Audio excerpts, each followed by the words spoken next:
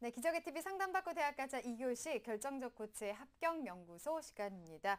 자, 어제 9월 모의평가가 있었는데요. 전반적으로 조금 쉽게 출제가 되면서 쉬운 수능에 대한 우려의 목소리가 좀 높아지고 있습니다. 그래서 오늘은 쉬운 수능에 대해서 자세한 얘기를 좀 나눠보도록 하겠습니다. 우선은 어제 있었던 9월 모의평가 난이도를 다시 한번 좀 짚어볼까요, 선생님? 네, 9월 모의평가가 갖는 의미는 수능 출제와 직접 연계된 평가원에서 유사한 출제진이 출제했던 문항들입니다. 때문에 수능과 아주 밀접하다고 보아야 되는데요.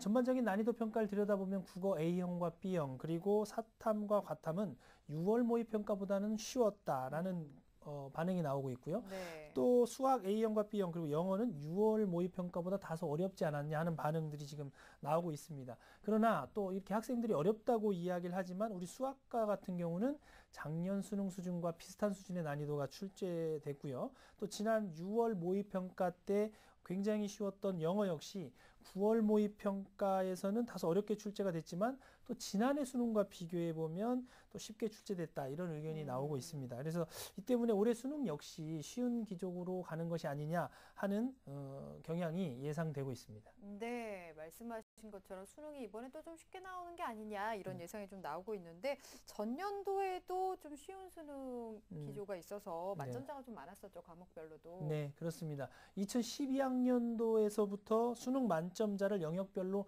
1%를 나오게 만들겠다. 이렇게 비교적 수능 기조가 유지가 되었습니다. 작년 수능에서는 무려 33명의 수능 만점자가 나왔었는데요. 올해 역시 정부에서 쉬운 수능을 현재 예고하고 있기 때문에 6월 모의평가에서 영어 1등급 컷이 100점으로 수험생의 5.37%에 해당합니다. 3만여 명이 만점을 받을 만큼 쉽게 출제가 되었습니다.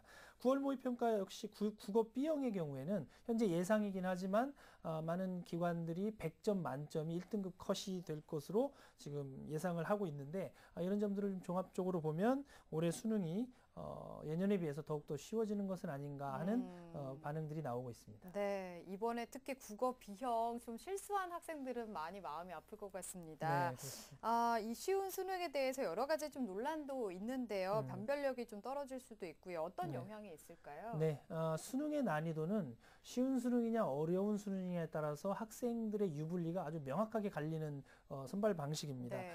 예를 들면 수능이 쉬워지면 정시에서 최상위권이 변별력을 상실하게 됩니다. 그래서 어려운 수능에서는 만점과 1등급 컷, 만점 받은 학생과 1등급 컷에 있는 학생의 표준 점수 차이가 상당히 벌어지기 때문에 최상위권 학생들 같은 경우는 변별이 잘 되는 거죠. 그래서 최상위권 학생들이 유리해지는 건데 반면에 쉬운 수능에서는 그 차이가 그만큼 적어지기 때문에 변별력을 확보하기가 어려워지는 거죠. 또한 쉬운 수능에서는 아무리 실력 있는 학생이라도 한 문제만 실수하면 등급이 달라지고 목표하는 대학에 실패할 수 있기 때문에 이런 점들이 굉장히 좀 어려운 상황이 됐다라고 말씀드릴 수 있고요. 네. 특히 이제 올해는 의대 모집 인원이 상당히 확대가 됐기 때문에 이과 자연계열에서 최상위권 학생들은 재수생들이 많아졌고 이들에게 이제 이런 한두 문제 실수는 또 다른 실패로 이어지기 때문에 이런 점들이 굉장히 주의해야 될 점입니다.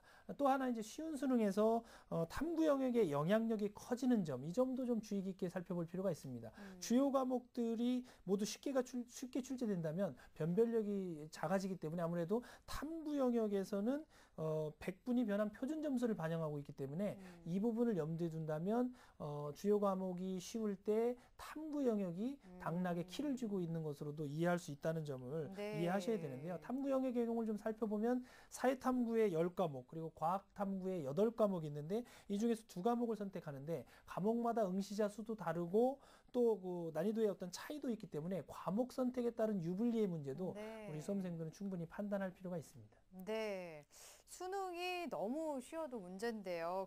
그래도 여전히 수능은 중요하고 이제 부담도 여전하잖아요. 남은 기간 동안에 우리 학생들 수능에 대한 대비를 어떻게 하면 좋을까요? 네, 수능 준비는 아무래도 이제 EBS 연계를 또 염두에 두고 EBS와의 연계율을 70%로 지금 강조하고 있기 때문에 EBS 교재를 착실히 보는 게 좋고요. 또 한편에 이제 EBS 모든 지문을 지금 학습할 시간이 없는 학생들의 경우에는 6월과 9월 모평 문제들을 면밀하게 분석하면서 문형에 익숙해지는 것도 수능 대비에 좋은 방법이 될 수 있습니다. 네, 문제들 많이 풀어보면서 특히 상위권 학생들 같은 경우에는 실수를 줄이는 노력을 좀 해야 될 것 같습니다. 자, 결정적 코치 합격연구소 시간이었고요. 3교시 상담 이어가겠습니다.